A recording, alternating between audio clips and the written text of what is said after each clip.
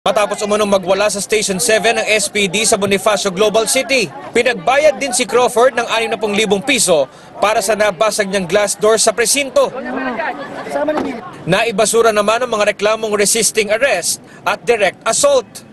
The complainant said that he was not really hurt, but in the process of his having pushed something, he bumped the part of the body of the policewoman. Sa paglaya ng aktor, hindi na siya nagpa-interview. Pero sa pahayag niya kahapon, humingi siya ng paumanhin sa nagawa. I would like to apologize for my actions. I said to the officer on duty, sinabi ko lang po na please lang, i-hold nyo na lang ako dito. Kasi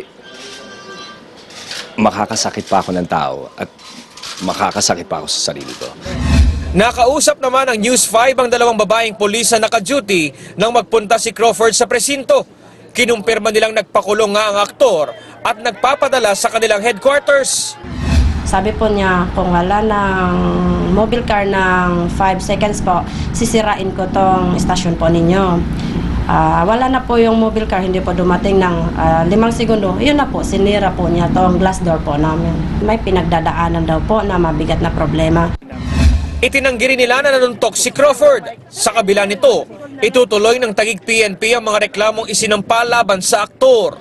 Umaaksyon, Jeff Caparas, News 5. Mismong ama ng tinaguriang gunman sa pagpatay sa karirista na si Enzo Pastor ang lumapit sa NBI para humingi ng proteksyon sa kanyang anak. Kanina, binawi ni PO2 Edgar Angel ang pag-amin niya at mga isiniwalat sa kaso. Nasa gitna ng aksyon si Fritzy Cabial.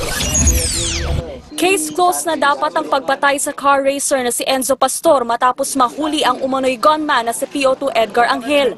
Unti-unti ring nabuo ang kwento ng ikanta ni Angel, ang negosyanteng si Domingo de Guzman at asawa ng biktima na si Dalia bilang umano'y mga mastermind.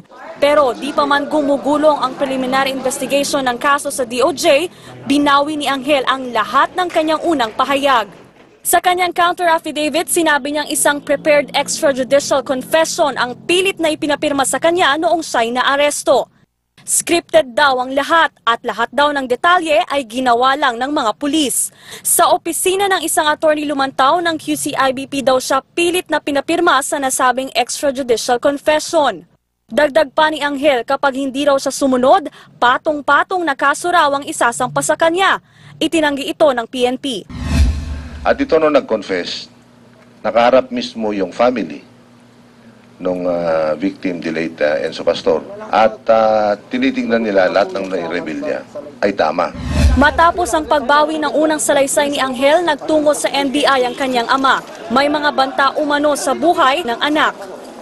Please naman, huwag ninyong ilagay sa alanganin ang buhay ng anak ko. Tutulungan ninyo.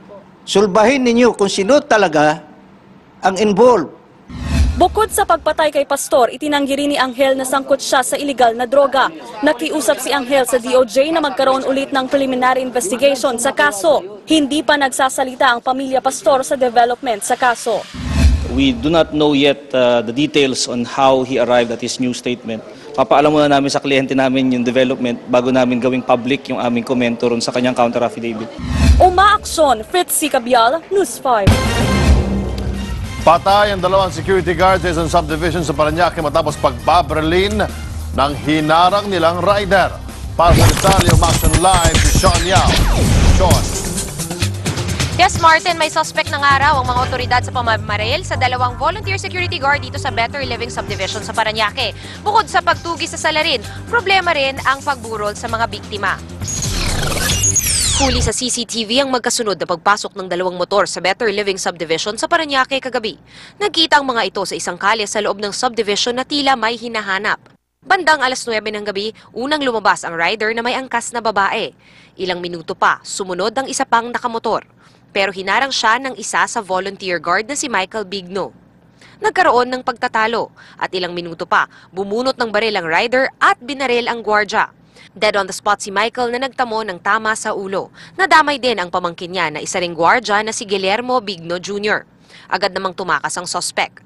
Nasa probinsya ang kaanak ng mga biktima. Kaya naman mga residente sa subdivision ang nagtulong-tulong para maiayos ang kanilang burol. We were expecting, if you notice, that we're all set up for the wake tonight. Ang homeowners namin had volunteered to donate pagkain for those who are going to attend the wake. Pero hindi nila makuha ang labi ng dalawa. Ayaw daw kasing ibigay ng punerarya ang mga labi hanggat hindi raw nakakabayad ang pamilya. Unfortunately, yung cadaver was not released by the funeral parlor. Napakahirap na kwarto lang ang tinitiran.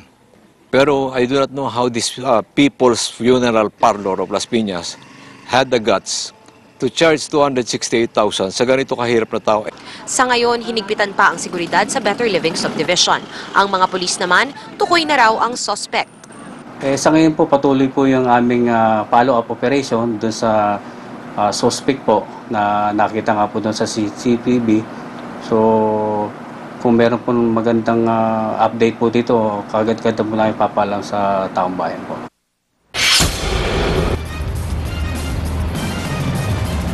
Martin, mga kapatid, gaya ng nabanggit, nasa Bacolod at Iloilo ang mga kaanak ng mga biktima. Andito sa Maynila ang dalawang kapatid ng biktimang si Michael Bigno, pero wala sila dito sa Parañaque. Inaasahan ng mga residente ng Better Living na ngayong gabi sana nga mailalabas ang mga labi ni na Michael at Guillermo Jr. Katunayan, yan nga yung maganda dito, no? Nakahanda na nga sana sila para sa isang gabi sanang burol o memorial service sa park ng subdivision na sila mismo ang may gustong maghawak, no? Yun nga lang, hindi pa mailabas sa funeral home ang mga labi dahil hindi pa nababayaran na mahigit 250,000 na bail. Pero sabi naman ng pamunuan ng Better Living, sasagutin daw ito ng LGU ng Parañaque dahil nga hindi galing sa ahensya or agency ang mga gwardyang ito, sila ay mga volunteer lamang kaya ang mga residente mismo ang nag-aasikaso dito. Dahil nga sa delay, bukas na gaganapin ang isang gabing burol sa Better Living Subdivision bago iuwi ng mga kaanak ng mga biktima ang kanilang mga labi sa probinsya. Martin? Maraming salamat, Sean Yao.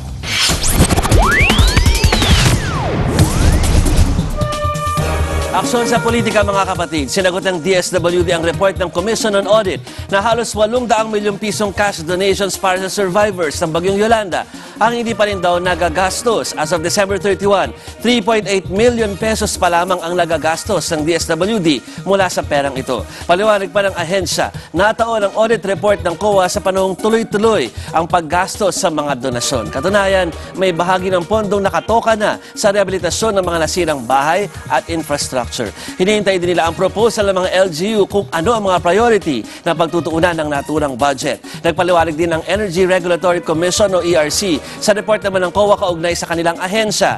Base sa report, sinasabi doon sobra-sobra umano ang gadgets na inisyu kay ERC Executive Director Francis Juan at iba pang mga direktor. Pero ayon kay Juan, karamihan sa mga ito, staff daw nila ang gumagamit. At the start kasi ay iilan lamang yung na maaring ma-assignan ng mga laptops. Ang responsibilidad ay nandito sa mga taong ito.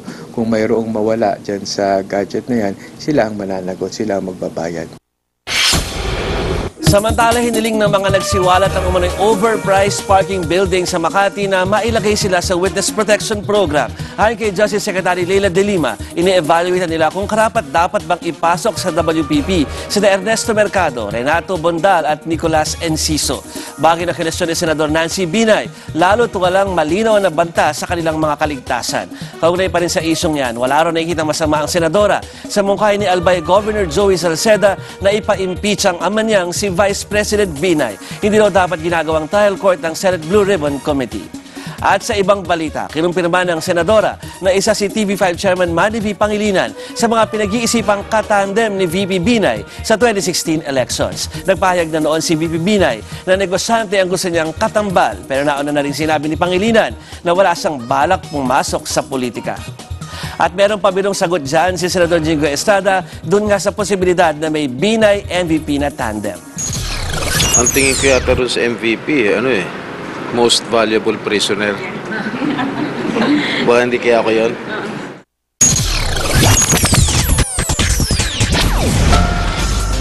Sa sports, babiyahe sa Korea ang sports officials ng Pilipinas sa Miyerkules para iapela ang pag-disqualify kay Andre Blatch sa Asian Games. Nauna nang iginiit ng Olympic Council of Asia na di pwedeng maglaro para sa Pilipinas si Blatch. Hindi kasi siya pasok sa residency rule kung saan kailangan niyang manirahan ng 3 taon sa Pilipinas.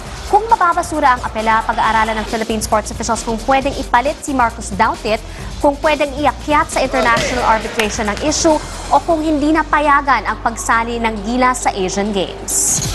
We're doing our best to see to it that we get the best team out there. Second, we're also puso, di ba?